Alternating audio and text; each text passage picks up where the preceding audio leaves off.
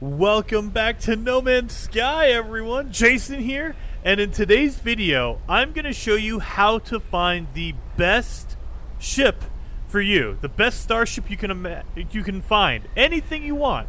Now, the caveat is, I'm not going to show you any specific ships. I'm going to show you how to find them for yourselves. So, this is what you'd have to do if you're looking for a good one. Like, if I'm looking for a fighter, here's a fighter right here. Now, if I look at this fighter, let me get in and make sure it's mine. Okay. I have no upgrades in it, right? I mean, I have all this base stuff. Now, I did put in launch thrusters, but let's get rid of that. We're getting rid of that one and that one. So now we just have the basic stuff. Put that there. We're going to get rid of all this stuff. That way it's in my inventory. That way it's not in my starship at all. So yeah, we just have the basic items that you would find in any ship. If you're ever going to go buy a ship, it'll always have a pulse engine, it'll always have a hyperdrive, a shield, a launch thruster, and you'll see a photon cannon. This is something you can't get rid of. Like if you try to hold in your right thumbstick, you can't get rid of any of this technology. This is permanent, so you can't get rid of it. You can move it if you want. Like you can put it here or there or whatever. You put it in your technology inventory. But you can't destroy it. You can't get the parts from it, and you can't make room. Like, I prefer not to have a photon cannon, but I'm stuck with it. So, it's there. So, if you ever land at a trading post or a space station, and you're like, oh, that is a cool-looking ship, the first thing you want to do is pull out your analytical visor, your analysis visor. Hit left trigger, or L2 on PS4, and if you look at it, look at those stats right over there on the left-hand side. It'll tell you exactly what it is. So let's zoom in on that. Now, you know that the name on top is a Hishino of the Ancients, okay? Then right below that, your class is a fighter. This is a fighter class. And it's an S-class fighter with 48 general slots. That's what the first number is. And 21 technology slots.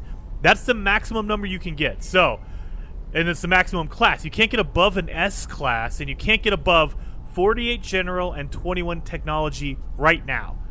Okay? They might increase this later on, so always check the comments down below. They might have changed it. They might have updated the game and changed that around. But as of today, that's the best stats you can get. Well, the best inventory and best class. The value of it, it's 155 million units. So you need 155 million to buy this thing. Keep that in mind.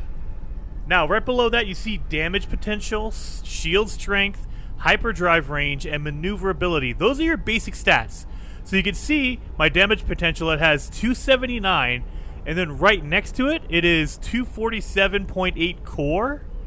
That means my base stat at the bottom, without any upgrades, it would be 248 damage core.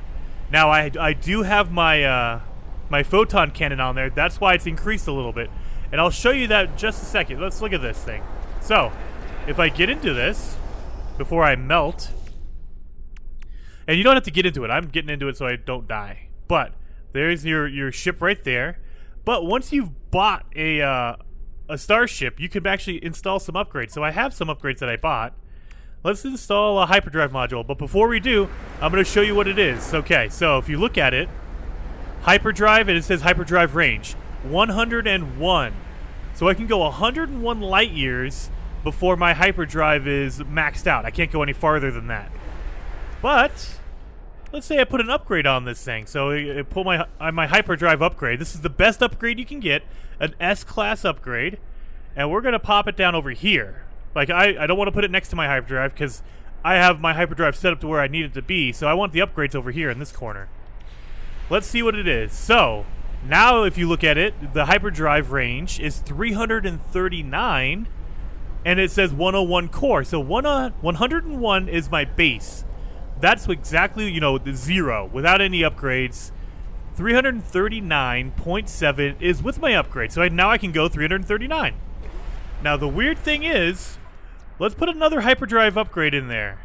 So, remember my 101 is my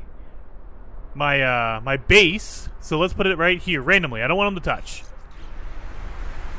I scan it again. Okay, 101 core, but now I can go 556 because I have a couple upgrades now. I can go 556 light years without my overdrive overheating. Awesome. Well, now I'm like, okay, I need to consolidate this stuff. My upgrades are all spread out.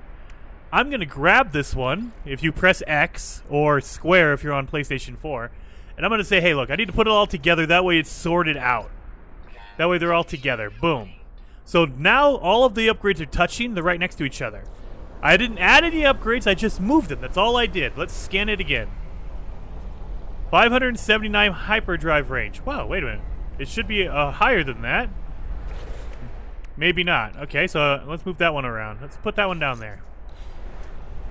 568. Okay, so it went up 9.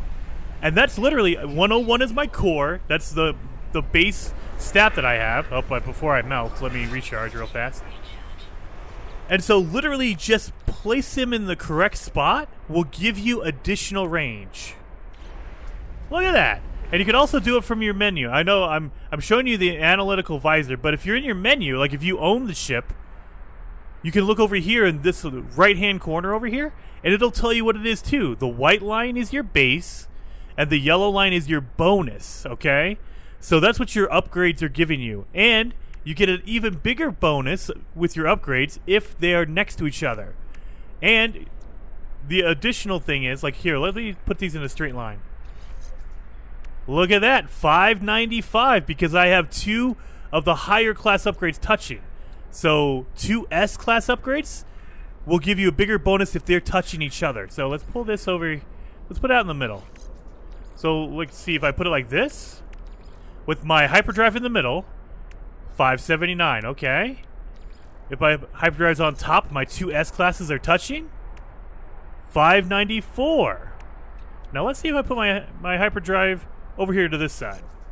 583. I'm not even touching. It's not even touching this. So I give it an actual, what is that, 9? Almost, actually, no, that's 11. Almost an 11 light year upgrade just by touching. That's it. I mean, that's crazy to me. And so that's what you're looking for. You're looking for these stats, okay?